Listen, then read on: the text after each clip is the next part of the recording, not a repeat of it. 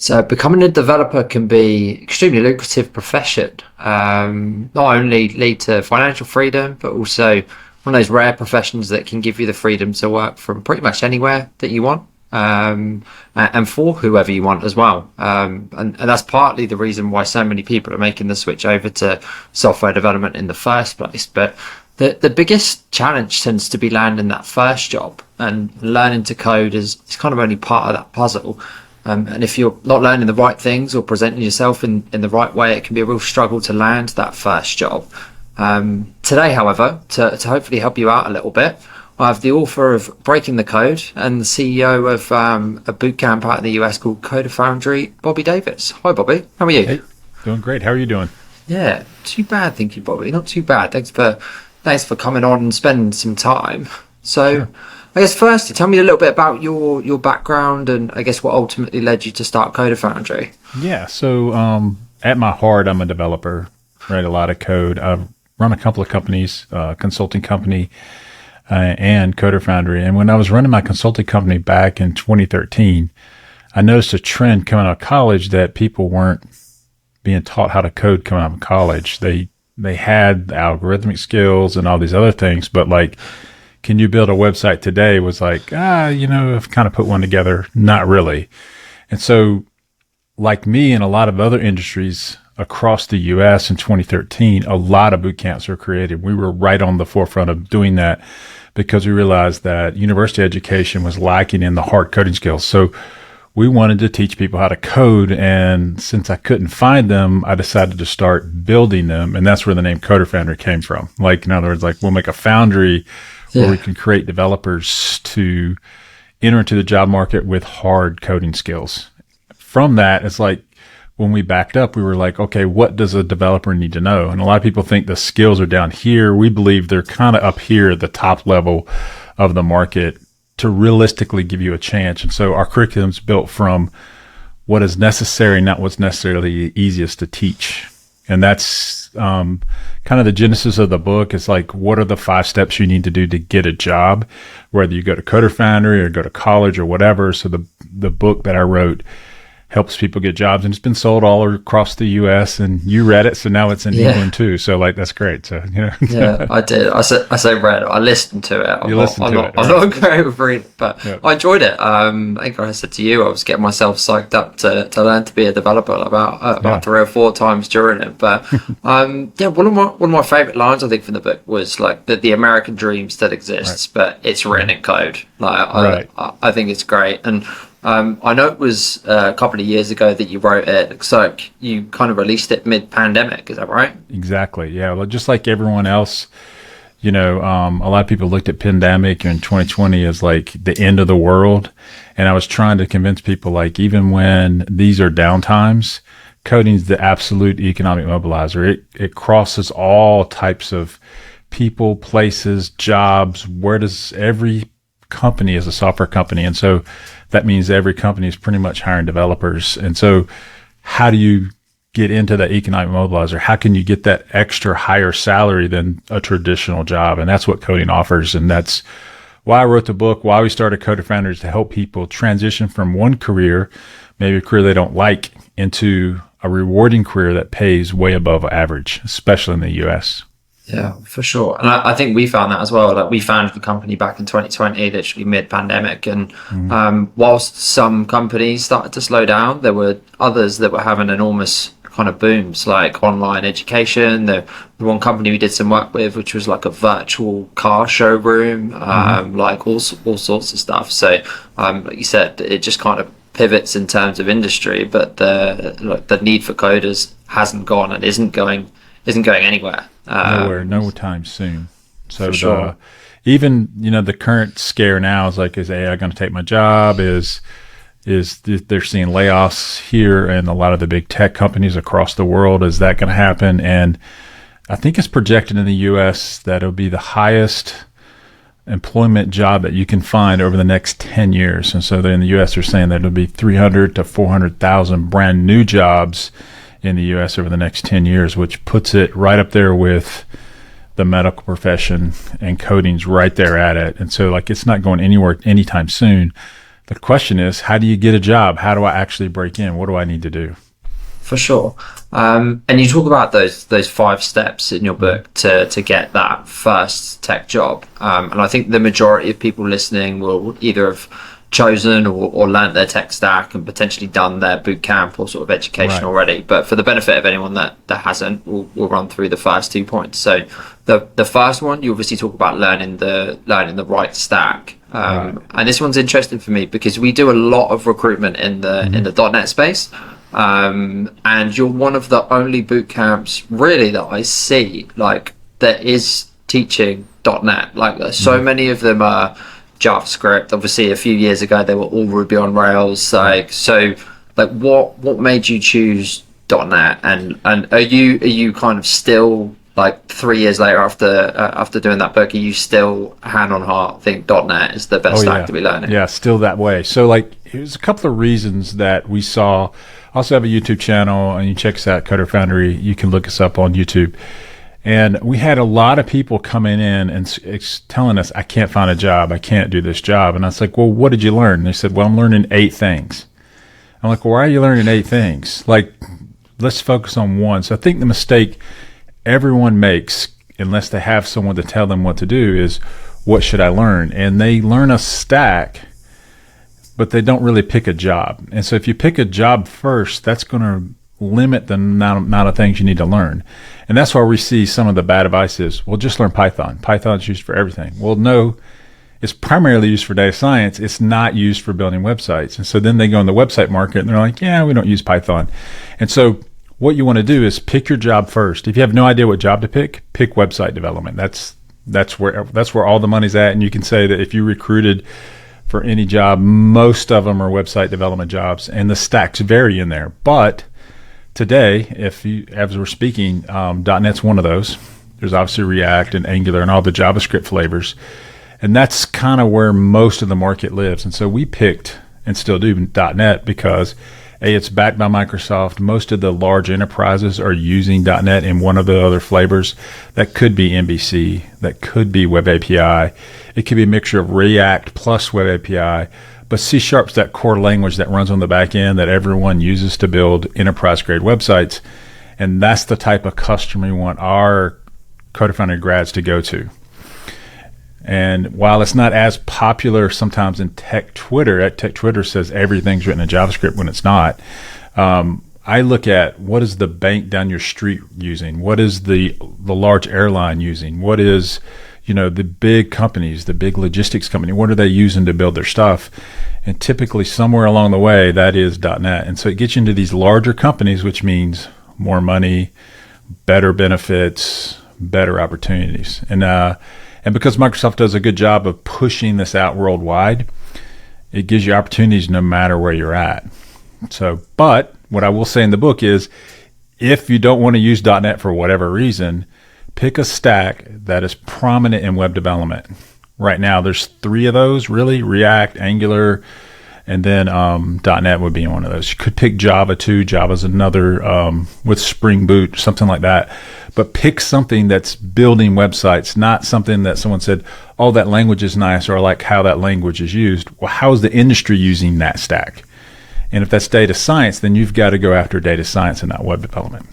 Yeah, for sure. So if someone's just finished a boot camp and it wasn't in .NET, they don't need to go and do another one straight away. No, they don't need to come to CoderFoundry straight away. But we'll talk about the other thing. The second thing is choosing your boot camp or choosing your school. And I think that the big thing that people don't understand is, what am I going to get after my education? So they go to college because I want a college degree, which is great. But a college degree doesn't necessarily get you a job. You have to have something to show. So if you go to a boot camp and you don't have anything to show, then you need to start building a portfolio with the stack that you were taught. So if you went to a React boot camp or something like that, you need to build projects inside with that stack and then take those projects and interview for a React job. One of the things that people trying to break into this job is they're trying to show skills that they have and try to apply for a job that those skills don't align. And it's very difficult to hire a junior and like, well, we do .NET here and you wrote in Angular, so we're just going to find a .NET person or vice versa. So you have to align the stack with the projects and then go shop companies that use that stack, and you have a much better chance to get into it. In the book, we go through the types of projects you should build, but in general, you should have a project that solves a business problem, which means that something that the person can recognize when they look at it. What I do see a lot of bootcamp grads is their biggest project is something like a Pokédex. It's like, that's just not going to move the needle in an interview. We recommend building a bug tracker where when the person sees the project, they go, oh, I know what that does. We have one of those here. How did you handle this? And then that leads into a discussion about your code. And that's when you win interviews, is when you start talking about things that you have built with the hiring manager, and you can win that way. Yeah, for sure. And yeah, the other one that I like, obviously your step 3 is building that portfolio. Mm-hmm. The other one that I really liked was the idea of the blog. So like you said, solution to like a real world problem, but it also gives you the ability to show your kind of coding journey and the way that you communicate and all of that as well. So I think that's a great idea. You see people's kind of documenting their journey on LinkedIn, and it's obviously really useful, but to kind of like maybe even get those posts and put them within a blog that you've made yourself, I think is a great idea. Yeah, so we had a student interviewing for a job or a .NET role, and they found that student through his blog. Really? And then the hiring manager and the tech lead were sitting in the interview, true story, and they were saying, see, Chris, he writes about code. Why don't we write about code? Why does our company not have a blog, write about blog? And so that brought him credibility to the interview, even though he's interviewing for a junior role right off the bat, because they read about something and then they learned something and then they hired that person. And I think that's what a blog can do for you. And now you really have no excuse with ChatGPT. You can get an outline for a blog in minutes and kind of make sure that it's correct. As we know, that AI sometimes lies. And make sure it's correct, and you have no excuse now to push your blog or your content out so people can read it. Sure. And then like you were saying about the bug tracker, my favorite other story was you saying that you got a call after someone had interviewed, basically asking if they could implement that bug tracker at their company because it was that good. I enjoyed that. So the student called me and they said, I didn't know how to answer this. They asked me, could they use it there? And I'm like, well, yeah, go out there, tell them, you hired me, you can use it. Like that's what you do. And they ended up using the bug tracker there for their issue tracking system, which is kind of cool.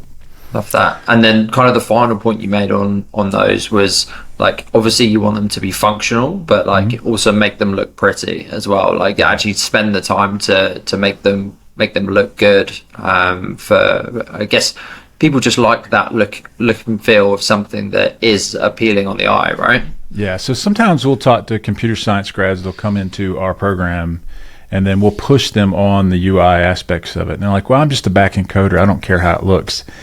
And I keep telling them, like, if you went to a car lot and you're buying a brand new car, and it was all scuffed up and had no paint on it, there's no matter what they told you about the engine or the interiors or whatever it is, it just looks broken. And so unless it doesn't, it has to be looking good on the outside in order for someone to realize that the code is great on the back end. And I always say, if it looks janky, they assume that the back end is janky too. So, but if it looks great, you remove that benefit, you get the benefit of the doubt. And like, okay, let's look further. Let's look into this now because you've put it together. And I think every website that you build, every project you should build, should have a minimum professionalism that you put onto it for the front end so that people can use it. We also pay attention to the details like demo login. So like if you have a bug tracker, you can like go to that bug tracker and then immediately the user with one button can just demo the product instead of having to register, and like they're never going to do that. But if you can give them a quick demo and then it looks like $1 million, you're more than likely to get an interview request, which is all we're trying to do, is use these projects to get interview requests, talk about your code, and then get a job.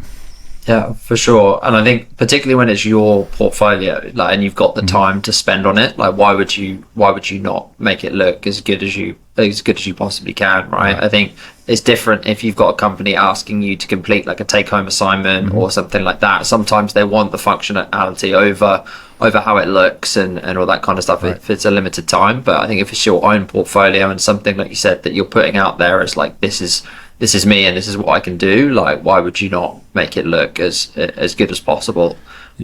Exactly. And one of the things that we do, even with take-home tests, I'm glad you mentioned that. Like, I had a guy to have a take-home test, and he came back to us, and they had to make a restaurant site. And so the restaurant was just like, build a restaurant site, and we want you to create this order page.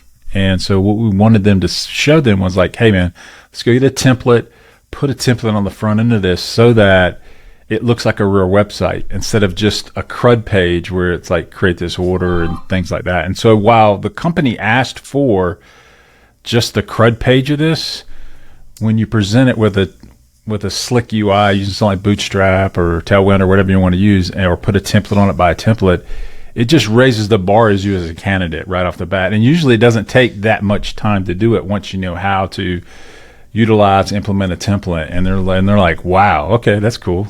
All I wanted was the CRUD page, so like, but it gives them that leg up in the interview process. So I think even in the take homes, make it look good. Now, don't spend all your time trying to make it look good. You got to solve the problem that they're sending you. But like, if you've got a few more minutes, slap a template on it, one that you've used a lot, and just go to market with that when you turn it back in.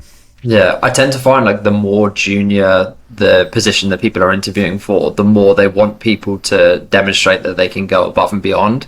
Yeah. Particularly with the take-home test, like you said, if people do the bare minimum, sometimes they're like, am I like? They could have done anything. They could have spent like another, like you said, like small things that they could have done more of. Whereas obviously it needs to do what it's been asked to do, like, and it needs to be functional. But like people spending an extra couple of hours or sometimes people will have said to me, oh, I'm kind of ready to turn this in like today. And I'll be like, take the weekend. Like, right. If you're not proud of it yet, like this is how you're going to get your foot in the door with this company, is you showing that you will take more time on it because you're more junior, and that really does I guess give them that foot in the door, right? Yeah, the other thing that we have to fight against, especially juniors, is they'll go out on tech Twitter and there's a lot of movement with seniors. They're saying, I'm not doing a take-home test, I'm not spending 5 days of my week to do it. And then a junior will take on that same attitude. And I have to tell them, like, you don't have 20 years experience. You can't afford to do that. And so, and they also think, well, I don't want to do free work for the company. Like, why would I do all this free work for a company? I heard a student tell me this, for a job I'm not going to get. I'm like, well, don't assume you're not going to get it. And B, the work is for you. This is for you to get a real life challenge and challenge yourself to make it. And then if it looks great, put it on your portfolio at the end of the day. There's no one saying that you can't use it elsewhere. So if you made a restaurant site or some kind of recipe site for which is two common coding challenges we're seeing right now from companies, put it on your portfolio and show it to the next person that has it. But spend the time, because you're investing in you and not necessarily in the company. You're investing in you, and you won't win it otherwise. So put the most amount of effort, especially trying to get that first job, as you can. And don't listen to people with 20 years experience who have options. They're going to get like 10 offers. They don't have to do all of these jumping through hoops, but in your first couple of years, you might have to, and that's okay. You'll get paid more than you were, doing DoorDash or delivering pizza or something like that. So like now we're building a career, and you always invest in you when you write code. Yeah, for sure. And I think, like you said, I've seen people be able to give projects that they've done and be like, oh, I've actually just done a similar one for this other organization. Right. Like, would you mind taking a look at that first? And they're like, yeah, brilliant. You don't need to do this one. So if you do it right once, like right. you might be able to send that to other companies. So, and like you said, the more senior you get, the less that is necessary. And I have clients that I'm constantly battling to take tech tests and like leak codes and things like that out of their interview process, because some of them will give the same things to every level. And like you said, there's a certain level of seniority where like experience speaks for itself. But at the junior level, like without having that experience, like this is pretty much all they've got to go on as to whether like you're going to be able to code essentially, right, and follow instructions and all those extra things that people are getting from mm-hmm. the tech assessment as a whole. So in step 4, you basically say talk about the code. And like, obviously you talk about hacking the interview process and all of that, which I actually really liked the idea of, and I hadn't heard of people doing it in that way before, which I think is great. So do you want to tell me a little bit about how you teach people to hack the interview process? This is, if anyone's listening to this is our absolute secret sauce inside of CoderFoundry that I tell everyone to do, and people still don't to this day not listen. But this comes back to my ability to sell people on things. And so I looked at like, why do people buy and why do they do it? And so if you come to an interview process, you need to consider this.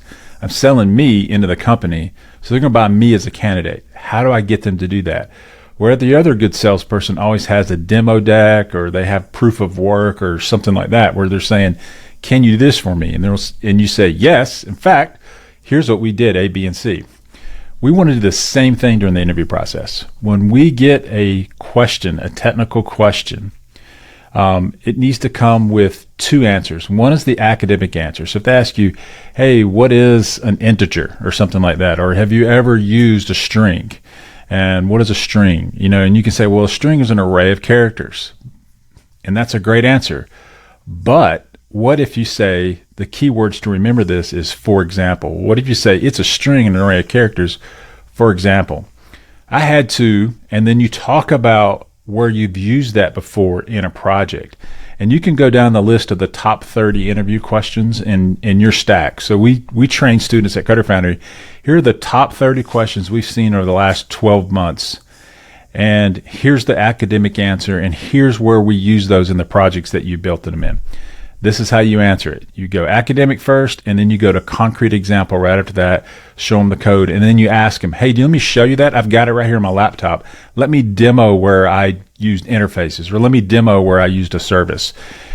And as soon as you demo your code and you start talking about your code, you can take the interview questions, which are the top 30 questions they have, and suddenly you've redirected the interview towards a code base that you've written, and now you've turned it from a closed book test to an open book test, and you've taken control of the interview because you're going to dictate what the questions are based on what they're looking at on the screen. And it works, I would say, a good 80 to 90% of the time when you can redirect the interview to your code base.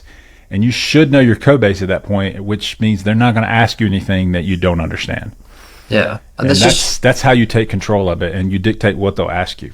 And there's just so many advantages of that. Like, one, you probably put yourself at ease because you're literally just talking through your code. Right. Like, two, like, it's going to show you communication skills, and Right. three, you're showing them your code. Yeah. And why would you not do that? Like you said, most people would just be like, phew, like, I've got the question right. Like, let's wait for the next question. Whereas, Right, just stand there like this. Next. Just crack your laptop open and kind of show them and talk them through it, which is probably what they might do in like a further round or something like that if Right. you're successful. Like, why not bring that forwards and kind of show them? I think it's a great idea. Yeah, imagine this, Chris. Imagine that you're stressing over what they're going to ask you, and then you just say, hey, let's look at my code. And you have the code base on a screen. You're viewing it together. On Zoom, it's super easy to do now.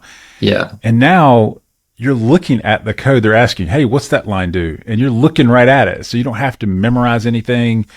You just have it completely open book, and you can just walk them through. The second thing you can do is only show the pages you want them to view anyway.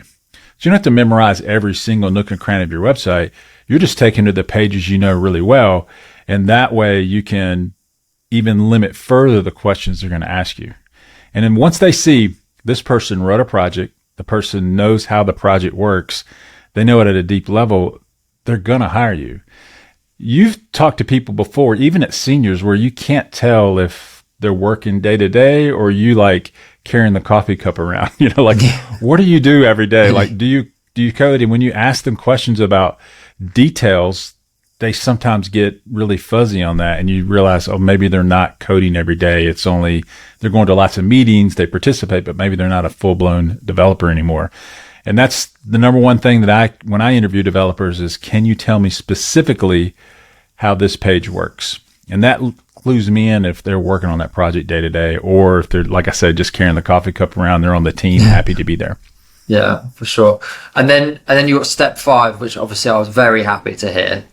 Work with a recruiter. And like you said, kind of like in your book, there's a lot of things out there about not working with the recruiters and why they shouldn't. And there are a lot of bad ones out there. But I think, like you said, there's so many benefits to working with a recruiter. What would you say is the main reasons why you encourage your bootcamp graduates to work with one? Yeah, the thing that I don't understand about the hate on recruiters and is that if you played professional sports like in the NBA here in the US or the NFL, you have to have an agent to get on those NFL teams. Now, some of them work without an agent. They have a hard time breaking in, getting on a team, getting a role. And there's two reasons why you should work with a recruiter. Number one, you may not be able to get to the job because it's not listed, and the company is only working with a recruiter to find the people for those roles. The second thing, and I call that the hidden job market. So if there's 60 jobs out there in your area right now, there's probably 50 more that are working through recruiters. The second thing that happens is the company hires the recruiter and they post an ad. And so the ad comes in, they get 100 requests in from Indeed or their job board or whatever. But you, Chris, you walk in there and you go, I got 5 resumes that I can get you an interview right now. And he's looking at a stack of 100 resumes. Yours goes right to the top. He flips through them. And even though he's paying you a fee, he's just going to go with the known commodity right off it because it's a whole lot easier than looking through 100 resumes that don't match. And he's got to do 100 screening calls to find the right candidate. You've already done all that work for them. People don't understand like the speed at which recruiters can operate once a job posting goes out. The moment it goes out, the recruiter's already there with 5.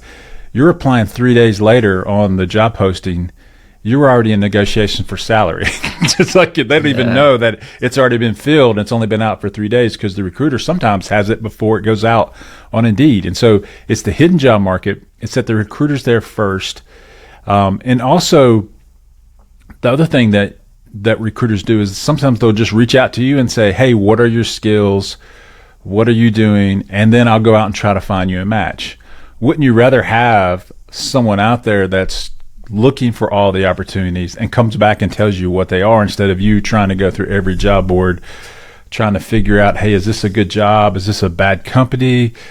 And then there's employment scans that people run into where recruiters can sift through those things and make sure that it's a legitimate company, it's a legitimate offer, they're going to pay you, they're stable. I've placed 3 people there. It's a great place. And I think all of that together, there's no downside to working with a recruiter. I think where this comes from is that recruiters and the developers sometimes misplace the relationship where they think that we're best friends, like me and you are best friends, and you're going to call me every day and we're going to go to lunch together. And the only time you call them is when you have a need.